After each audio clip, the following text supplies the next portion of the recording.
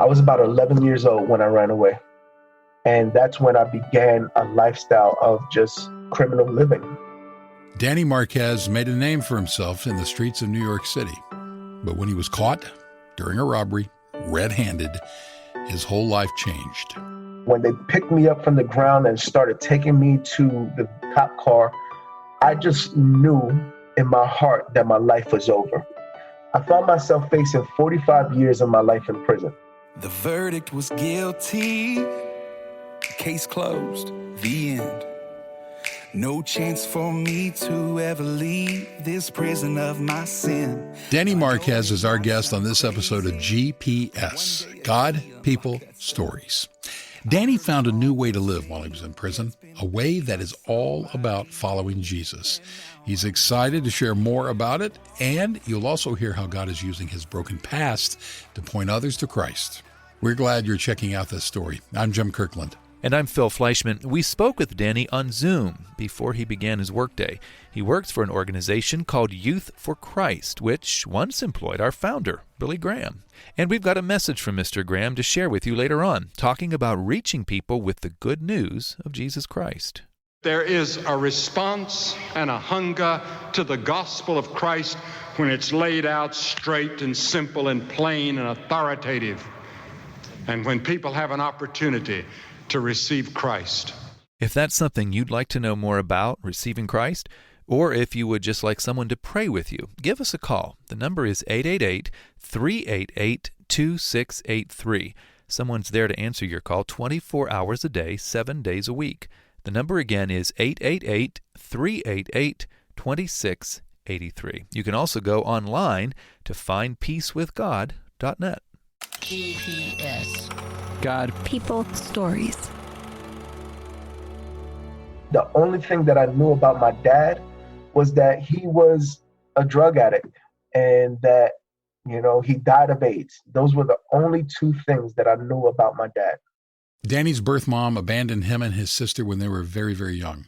They were adopted into a loving family and grew up going to church with their adoptive mom. When I was about 6 or 7, I guess, she started going faithfully to church.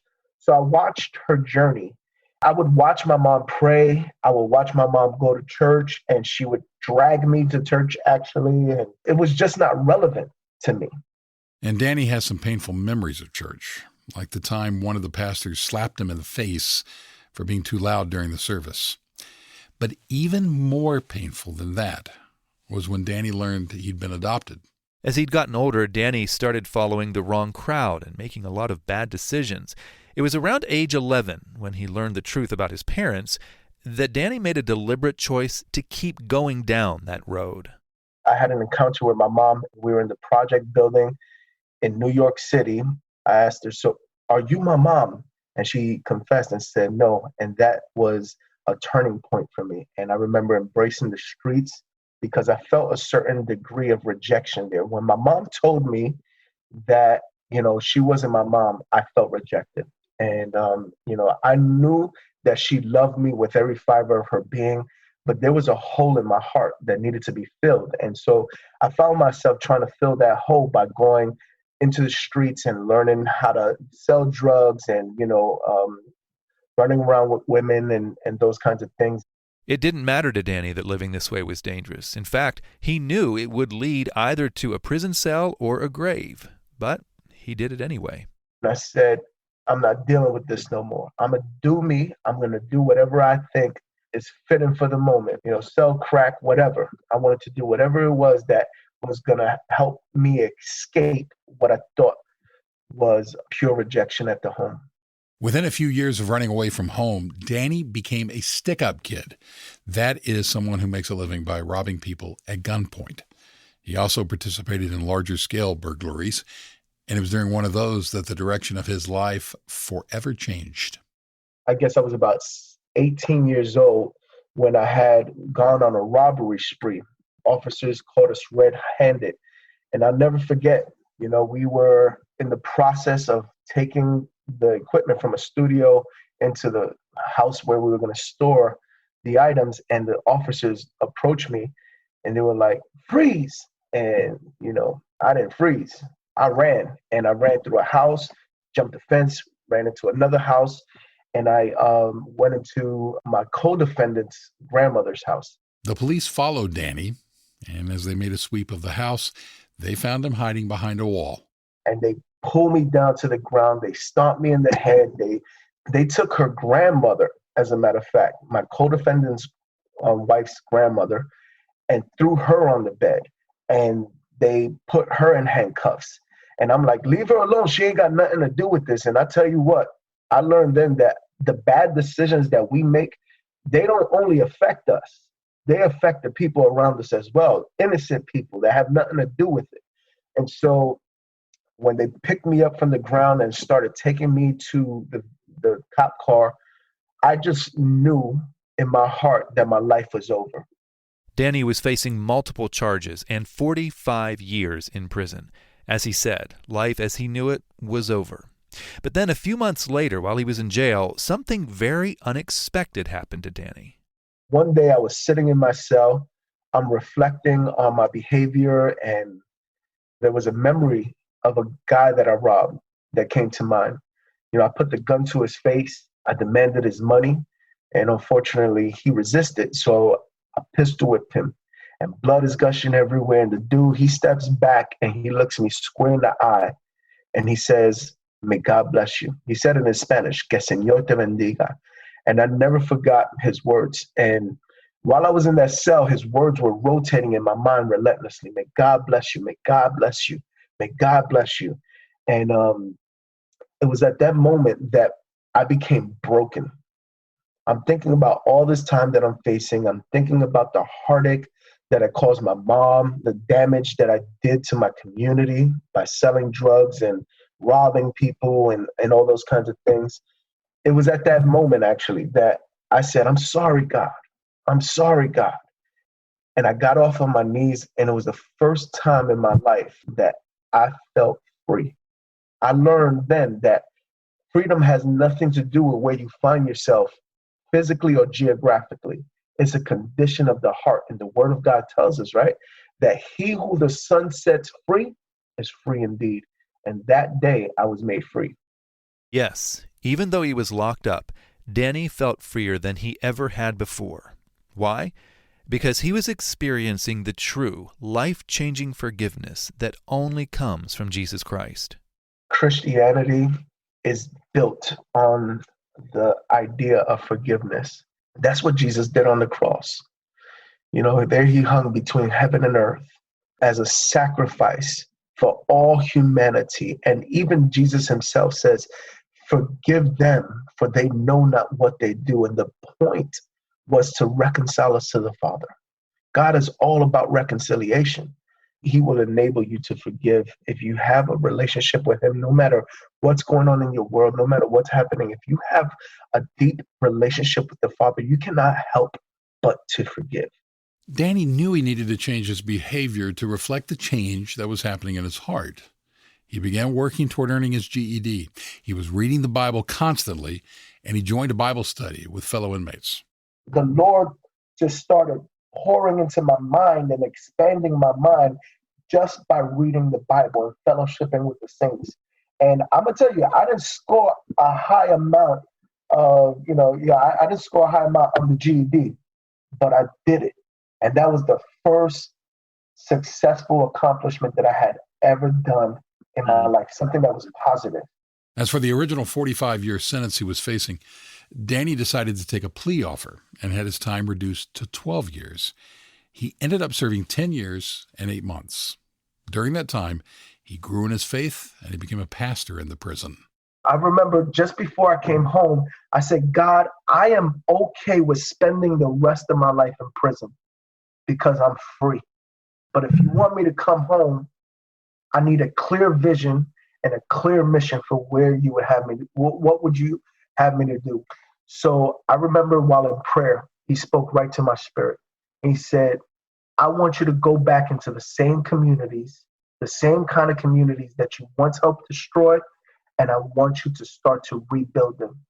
And I knew that God was speaking to my life. That wasn't the first time God had spoken very clearly to Danny while he was in prison. He remembers another time early on in his walk with Jesus where he asked God for a sign to prove that he was real. I walked out of my cell with my Bible and I got on my knees on a chair that was in the gallery, and I opened up the Bible and I landed on a verse that says, those of you, and is in Ephesians chapter 4, those of you who stole, steal no more, but rather work with your hands so you could give to those who have a need. I know that that verse is not a relevant verse for a lot of people, but for me, it was a life verse. God was speaking directly to my heart. I was a kleptomaniac. It started with me stealing $5 from the top of my refrigerator from my dad, to eventually going to local stores and taking candies, and graduated to taking, stealing from friends and family, and, going into stores and taking bigger items. And eventually it turned into me going around communities and becoming a stick-up kid, and the Lord delivered me from that, and I never forget his words. Whenever he spoke that into my life, I applied it to my life. Steal no more, but rather work with your hands so you could give to those who have a need. There was a place Danny knew he could go to help meet people's needs. Inner city Indianapolis. That's where his wife was from. Yes, his wife. We haven't mentioned her yet. Amanda met Danny while he was still in prison. A few years into being locked up, Danny placed an online ad to see if there were any Christian women who would be willing to take a chance and date a believer who was behind bars. Long story short, there was certainly at least one. Amanda gave Danny a shot, and it all worked out. Today, I'm happily married to Amanda Marquez. 9 years now. I have a biological daughter, and I got 2 stepchildren who I love as my own. And so they are incredible souls, very gifted in their own individual ways. They drive me crazy sometimes, but I love them. I love them. Danny also spends time loving on kids in high-risk situations in Indianapolis. After being released in 2011, he and Amanda moved there. They built relationships with youth and worked to turn a vacant lot in their neighborhood into a safe community park. It was a grassroots effort, and we would do events and bring people together and so forth, feed people in the community and just give them gospel. And so eventually Youth for Christ, they learned about the work that we were doing. And, there was a gentleman named Rick Weaver who stepped to me and he said, Danny, you need to get down with Youth for Christ. Youth for Christ is a ministry focused on youth evangelism. And here's a fun fact. Billy Graham was the first full-time staff member back in the mid-1940s. He led evangelistic outreaches under the Youth for Christ banner in the years just before he founded the Billy Graham Evangelistic Association. For Danny Marquez, the Youth for Christ team in Indianapolis saw the work he was doing on his own in the community, and they were interested in hiring him. But when he went in for an interview, Danny says he was thrown off when he saw a copy of his criminal record sitting on the table. Danny began answering questions from the woman who was interviewing him. Her name was Allie. My rap sheet was like from the ceiling to the floor. And when she is asking me questions about my past, she's grilling me. She's like, so tell me about this. She was kind about it. Don't get me wrong. But she was, I felt grilled because I'm over here like, man, I can't believe all this is coming out. I'm like, Allie, I can't remember a lot about my past because I was probably high or drunk out of my mind.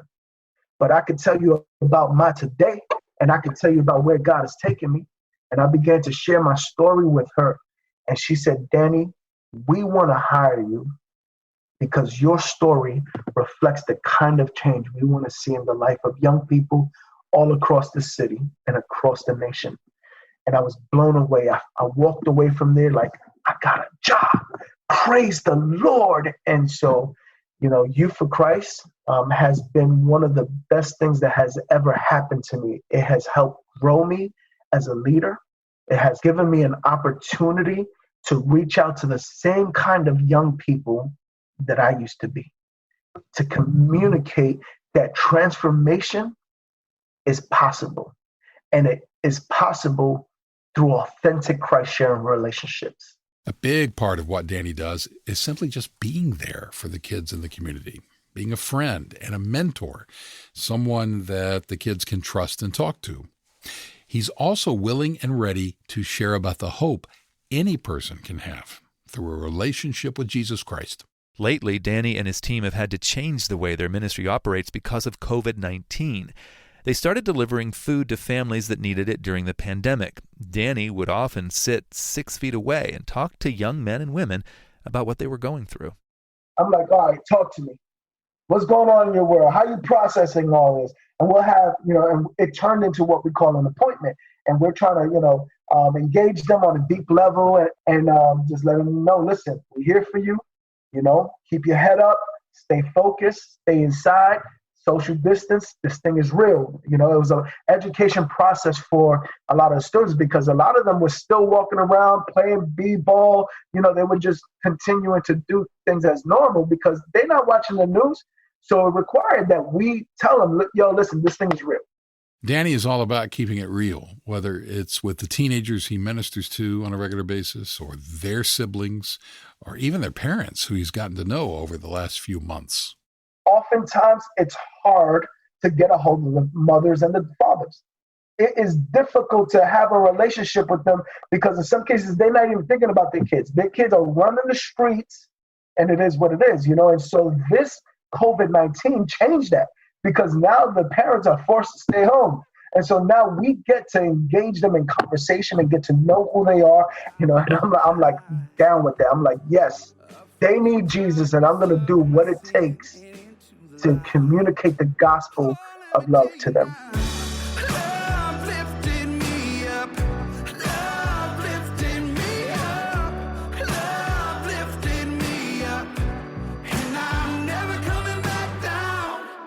Danny Marquez has been on quite the journey, from robbing people on the streets of New York City to more than a decade behind bars to ministering to kids in the inner city. As Danny said, his mission today is to do what it takes to communicate the gospel of love to people who are far from Jesus. You don't have to work at a ministry to do all that. Are you sharing the love of Jesus Christ with people in your life? If you would like to know more about how to do that, we can help. Visit us at findpeacewithgod.net. That's findpeacewithgod.net. And in just a minute, we're going to hear how Danny was reunited with his birth mother. You're listening to GPS, God, People, Stories, a podcast production of the Billy Graham Evangelistic Association. I started my ministry outside of a church with Youth for Christ, and I have a great debt of gratitude to this organization. Billy Graham. I have not had to change my theology in all the years since I gave my first little testimony in a little prison and about 10 prisoners, and I tried to tell them what Christ had done for me, and I was scared to death. That was the first time I ever stood in front of anybody. In my travels all over the world, I found that man is exactly the same as he was in the days of Cain and Abel. Man's heart is the same. It's separated from God by sin. We've all sinned against God. And I found something else in my travels, that there is a response and a hunger to the gospel of Christ when it's laid out straight and simple and plain and authoritative. And when people have an opportunity to receive Christ. The gospel is the same, and it's my prayer that this is going to be the beginning of a great and a new time among the young people. Let's go get them, and let's bring them to Christ, and let's bring them to the church. Thank you, and God bless you.